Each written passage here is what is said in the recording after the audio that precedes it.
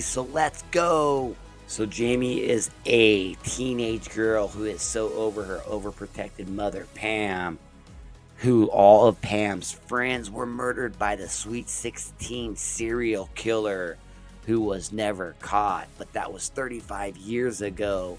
There is no way that this killer will come back at this time, right?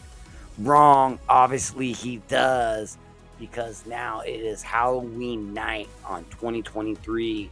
The Sweet 16 killer returns, donning his signature creepy mask and a knife. While Jamie is off with her father at a concert, the killer breaks into Jamie's mother's house. But Jamie's mother is a badass Pam. She has been training her whole life, worrying if this killer was going to come back to get her. She has guns hidden all over the house. And as they battle from room to room, the killer gets the upper hand on Pam and stabs her 16 times, just like he did the other three victims in 1987. Jamie is devastated by her mother's murder, and it doesn't help that the lead police detective reveals that Pam had been secretly texting the host of the town's local true crime podcast named Chris, a man whom Jamie's father famously detests. Jamie confronts Chris and asks him if he was having an affair with her mother. Chris swears up and down that he wasn't. He has been talking to Pam because he was the only one that was trying to solve the serial killer cold case. Pam then shares something with Chris that she has never told anyone else. After her three friends were murdered in 1987, she received a note that said, "You're next one day." And that's why Pam has spent her whole life training and fighting, and also being paranoid that maybe one day this serial killer is going to come back for her. And he did. Luckily, Jamie's BFF, Emily, she is a genius, and she has invented literally a time machine for her science project for school. But Emily hasn't worked out all the kinks yet. But once she does, she believes that she can travel back in time using the time machine to go back to 1987, to when the killings first started, and to stop the murderers from happening altogether.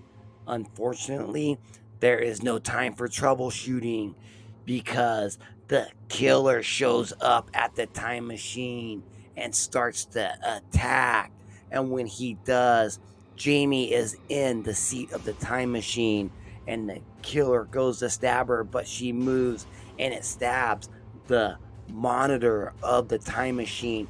And with that metal conductor, the time machine starts to work, and it starts to fucking flash. And then she ends up going back to the year 1987.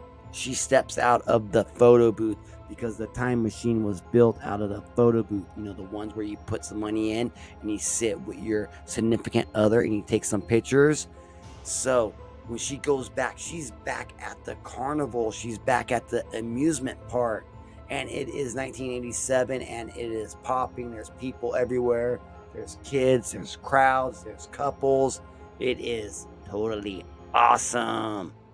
When she doesn't even realize where she is at, she runs down to this lady with children, and she's smoking a cigarette. She's like, "What year is it?" She's like, "It's 1987. It's crazy. It's almost over. I haven't even tried Coke yet." And she looks down at her kids. She's like, "Oh, don't even worry. They don't know what you're talking about," as she blows some smoke. It's so funny, the difference between the 80s and now. Jamie now recruits her BFF's mom to help her, because she was the original designer of the time machine. She quickly learns that her mother was actually a popular mean girl in the 80s. Young Pam, who now is played by Olivia Holt, And her friends think that Jamie is a total loser from Canada. So now, after getting kicked out of the party 3 times, Jamie busts back in and she meets up with Pam and she's telling her, we need to watch Jessica tonight. We need to be good friends and protect her. And they're like, hey, and they point to the bully. And he's like, again. But when he goes and grabs her, she grabs his arm and slams his head on the counter. And he's like, oh my God. And they're like, oh, how did you do that? And she looks at Pam and says, my mom taught me self-defense. And now Jamie is looking for Jessica and she's running up the stairs. She pulls out her smartphone and there's a girl upstairs smoking a doobie watching her. And she pulls out the smartphone to the podcast from Chris and it says that Jessica's body was found in the garage. The girl says, hey, are you from the future? Jamie looks up at her and says, yes, I am. And then she runs down to the garage and nothing is happening. And then she's running all around the house. And then she goes back upstairs to Jessica's parents' bedroom where the Sweet 16 killer stabbed Jessica 16 times. And she's laying on the water bed with blood and water squirting everywhere. And so now Jamie is unable to prevent the first murder from happening to one of Pam's equally popular mean girls at a party one night. Jamie tries to get into a party a few times, but she keeps getting thrown out. Meanwhile, the killer shows up and stabs one of Pam's friends 16 times. Jamie can't believe how mean her mom, Pam, and her friends are. When you're going from 2023 to 1987, the times are totally different, and which is so funny the way that they're talking to each other. And it's like, oh my God, I can't believe you just said that.